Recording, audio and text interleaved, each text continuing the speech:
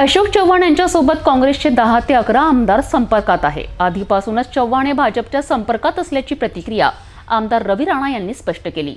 एवढेच नाही तर काही दिवसात चमत्कार घडेल असा दावा सुद्धा आमदार राणा यांनी केला आहे।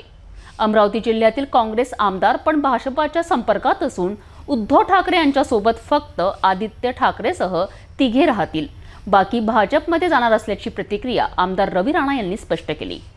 असं आहे की अशोक चव्हाण यांचं खूप दिवसापासून ते भाजपच्या संपर्कामध्ये आहे आणि अनेक जे काँग्रेसचे आमदार आहे ते अशोक चव्हाणच्या संपर्कामध्ये आहे। तर अशोक चव्हाण यांनी आज जो राजीनामा दिला ते माजी मुख्यमंत्री आहे, ज्येष्ठ नेते आहे, भाजपच्या संपर्कामध्ये राहून त्यांनी जे काही त्यांचं आपसामध्ये ठरलेलं आहे त्या ठरल्यानुसार काही आमदार जे काँग्रेसचे त्यांच्या संपर्कातून सगळे मिळून जे भाजपच्या संपर्कामध्ये आहे, एक मोठा स्फोट हा येणाऱ्या काळामध्ये काँग्रेसमध्ये राहील।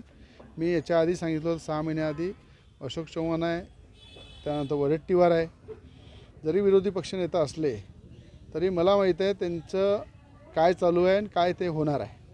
आज अमरावती जिल्ह्यामधल्या काँग्रेसचे आमदार आहे त्या जरी आता संपर्कात नाही आहे पण अंदरून पूर्ण संपर्कात आहे।